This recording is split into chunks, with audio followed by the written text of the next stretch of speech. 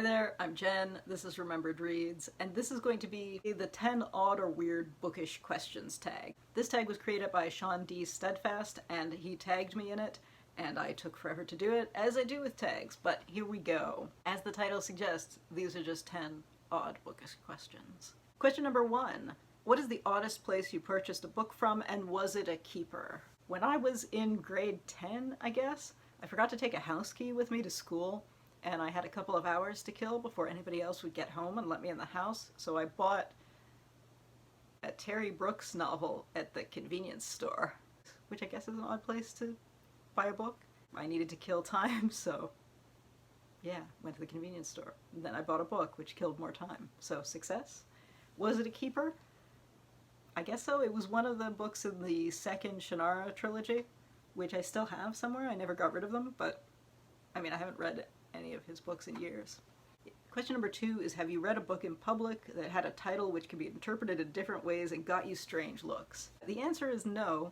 However, I did read one of the volumes of Eric Shanower's Age of Bronze on an airplane, and Age of Bronze is a Trojan War retelling that takes kind of an archaeological eye to it, so people pray to the gods, but whether they exist is unknown. And it is a comics format book. And it has, as a lot of ancient Greek stories would have, a lot of nudity in it. And I mean, some of it's non-sexual nudity, some of it is absolutely sexual nudity, and it's done in a very classical style, and it's black and white, so it's artistic, but I was in the middle seat of an airplane. And I think I didn't really register right away that this is a book with a lot of nudity, that maybe the people sitting next to me didn't want to see. And so that's one of the reasons that now, when I'm reviewing any kind of comics-based material that has very graphic, either nudity or extreme graphic violence, I try to mention it in case you are reading it in public. But yeah, I probably shouldn't have read that in the middle seat on an airplane, just in case. I don't think the people next to me were bothered, but they could have been, so it was kind of impolite of me, I guess. Question number 3 is, what strange and wonderful things have you found in a new or used book? I haven't really found anything strange. I did find a sports participation ribbon in a library book recently, so that was fun. I have found bookmarks from a variety of things, but nothing really weird. I've never found people's family photos or birthday cards or anything like that, or money. I've seen some people talk about finding money in books. That has not happened to me. Question number 4 is smelling a book weird to you, or is it a normal part of book buying or reading? It is a normal part of used book buying, because sometimes you'll go into a used bookshop and something looks great, but you can tell that the person who owned it previously had a pipe or smoked a lot of cigars, and that's just really hard to get rid of. I have some books that I inherited from one of my great uncles, and he smoked a pipe, and you can, I think even now, if you take a good whiff of those books, you can still smell it, and that's many years later, and having sat in a bag with, what are they called? Fabric softener sheets? So, yeah, it is not weird to check for smells. Question number 5 is, do you have any odd, weird book buying, reading, or collecting habits? I suppose the weirdest thing I have in terms of book reading is that, I don't know that I have any weird book habits. Well, I suppose that the more organized book people would say that the way I organize, or rather don't organize my books, is a little weird and odd. I don't organize my books at all at this point. Some of that I think is just because I have moved so many times over the past 15 years that I stopped trying to alphabetize and organize. I used to organize my fiction alphabetically by author and then nonfiction by subject, and I think about 7 years ago I just gave up, and if books in a series are together, like this Ken Liu's Dandelion series or Riyad Sattouf's Arab of the Future series, they might end up together, but they may not. These books just end up on my shelves in any order, so that's not 100% true. All the Folio Classique books are together just because they're the same size. But yeah, I don't organize my books at all, which I know distresses people. I think it was Andrew B. who made a video saying people who organize books differently than he did are all idiots. So I'm sure this is upsetting for people who want them to be organized by author or type or, you know, Dewey Decimal System or color or shape or something. No, you'll just have to be upset by this. Number 6 is, what is the oddest comment you've received after telling someone you were a book reader or collector? I don't think think I've ever had any odd comments.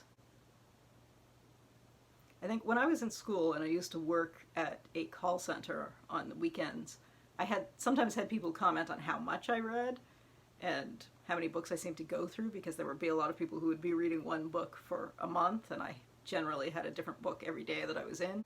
But those are also the years. If you've ever heard me tell my long transit stories, I spent 3 or 4 hours on transit in those days, so I had a lot of reading time, so it wasn't that odd, but that was the main thing that people commented on, was that I read very quickly, I guess, or went through a lot of material. Question number 7 is describe a strange encounter in a bookshop, either the bookseller or a customer. I don't know that I've really had strange encounters.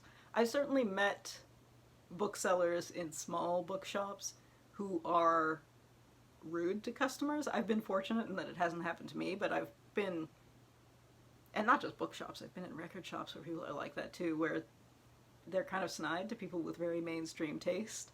And I have a friend who I often tease for having mainstream tastes, but in a good-natured way. I don't really believe that there's a difference between high and low culture anyway. And I've seen booksellers and record sellers be genuinely snide to her when she asks for things. So, yeah. But I don't know if that's what that means. I haven't had any random celebrity encounters or just odd character encounters, so yeah, I guess I don't have any good stories. Question number 8 is it weird to pass a bookshop when you are out and about and not enter? I would say there was a time in my life when it would have been odd, but that time is not now, and I'm not a big shopper, so. Question number 9 is, are you drawn to weird or odd, dingy, out-of-the-way bookshops, or do you prefer tidy shops? If it's a place that I know about, and I know that it has a certain amount of selection, then I don't mind if something's dingy, but I have a less romantic view of dingy shops than I think some people do. So there's a comic book shop here in Toronto called the Hairy Tarantula, which used to be fairly far south on Yonge. They have moved since because the area has become significantly more expensive in the interim.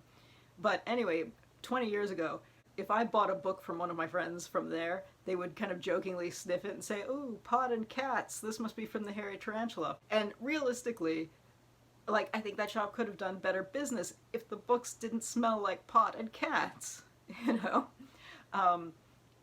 And I know there's a kind of an aspect of snobbery that's like, if you don't know what you're looking for, you don't deserve to shop there. And so I'm kind of turned off by the dingier shops, because I feel like the dingier they are, the snobbier they are.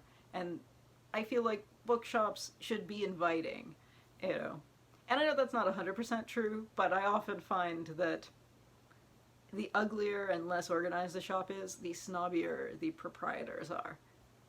That may not be your experience. I hope that's not your experience, but yeah, unfortunately I've found that quite frequently.